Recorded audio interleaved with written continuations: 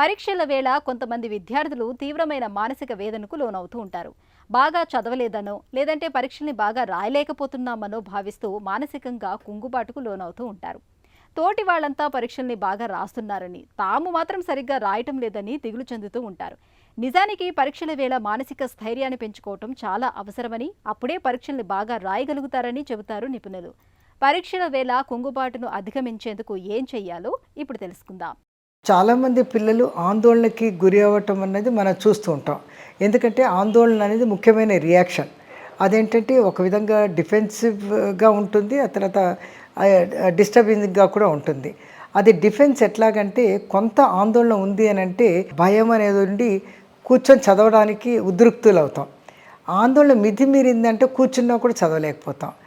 అలా కాకుండా ఎప్పుడైతే ఆందోళన మితిమీరిపోయి వాళ్ళకి నెగటివ్ థింకింగ్ వచ్చింది, నెగటివ్ థింకింగ్ ఎప్పుడు వచ్చి వాళ్ళు ఎప్పుడైతే హోప్లెస్గా అనిపిస్తుంది, నా వల్ల కాదు, నేను పరీక్ష రాయను, విరక్తి చెందటం, ఆ తర్వాత పరీక్ష మానేయటమే కాకుండా ఎందుకు బతుకు, నేను చచ్చిపోతే బాగుండు, ఇలాంటివన్నీ కూడాను కొంతమంది పిల్లలు పరీక్షల ముందు వాళ్ళకి అనుభవం అన్నమాట.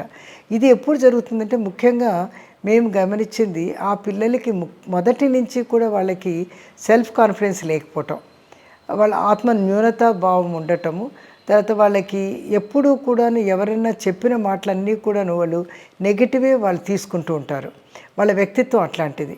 అదే కాకుండా ఏంటంటే వాళ్ళ జీవితంలో ఉన్న ఫెయిల్యూర్స్ని వాళ్ళు పైకి తీసి చూపిస్తారు. ముఖ్యంగా గమనించినట్టయితే ఇట్లాంటి ఆలోచన దృక్పథం ఉన్న పిల్లల్లో మనం గమనించినట్టయితే వాళ్ళ వ్యక్తిత్వంతో పాటు వాళ్ళ కుటుంబాల్లో కూడాను కొంచెం యాంగ్జైటీ, డిప్రెషన్ అన్నవి జన్యుపరంగా జెనెటిక్గా కూడా ఉంటుందన్నమాట. ఆ డిప్రెషన్ టెండెన్సీ ఉన్న వాళ్ళని అంటే జెనెటిక్గా కానీ లేకపోతే వాళ్ళకి మనం ఇంతకుముందు రాసిన పరీక్షలప్పుడు కూడా వాళ్ళు డిప్రెషన్లోకి వెళ్ళారు అని అంటే అలాంటి వాళ్ళకంటే కాగ్నిటివ్ థెరపీ అని ఇస్తాం. అంటే వాళ్ళ ఆత్మ న్యూనతా భావాన్ని పోగొట్టడానికి, వాళ్ళకి పాజిటివిటీ డెవలప్ చేయడానికి, వాళ్ళ థింకింగ్లో ఏ విధంగా మార్పు తెచ్చుకోవాలి అన్నది. అంటే వాళ్ళ థింకింగ్ వల్ల వాళ్ళ ఎమోషన్స్ మారుతాయి.